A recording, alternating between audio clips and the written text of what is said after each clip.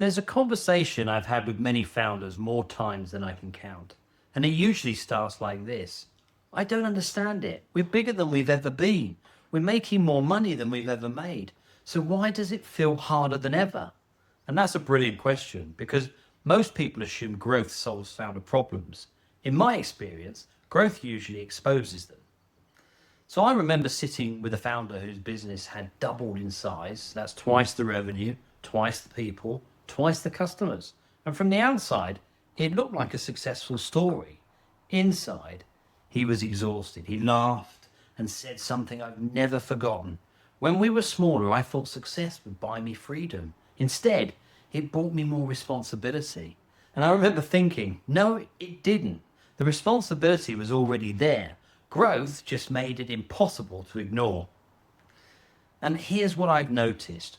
Growth doesn't change the way a business works. It amplifies it. If your business depends on you when you're doing £500,000 a year, it'll depend on you even more at 2 million. Not because growth creates dependency, because growth puts more pressure on the dependency that's already there. Imagine you've got a crack in a wall. Painting over it doesn't solve anything. The bigger the building becomes, the more obvious the crack gets. Founder dependency works exactly the same way. And this is why founders become so confused. They've got more managers, more systems, more software, more meetings, more reporting, and yet they feel less in control than they did 3 years ago. Why? Because the business has grown. The founder's way of working hasn't.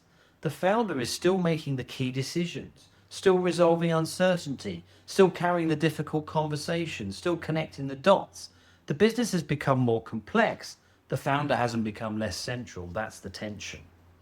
Eventually, something strange happens. The founder becomes the constraint on the growth, not because they're incapable, but because they're successful. Everyone trusts them. Customers trust them. Managers trust them. The team trusts them. Every important decision eventually finds its way back, which means every opportunity waits in the same queue.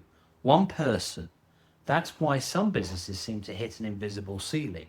It isn't the market, it isn't the competition. Sometimes it's the founder. And this changed the way I think about growth completely. I stopped asking founders, how fast do you want to grow? And started asking, can your business absorb growth without needing more of you? Because that's the real question. Growth isn't the objective. Operational independence is. Growth simply becomes easier afterwards. So if this sounds familiar, the next conversation is probably the hardest one, because it forces us to challenge another assumption. Most founders think that the problem is their team. I don't. We'll talk about that next. And if you haven't watched the pinned video yet, start there. Everything we've talked about today begins with one simple idea. The business still depends on you.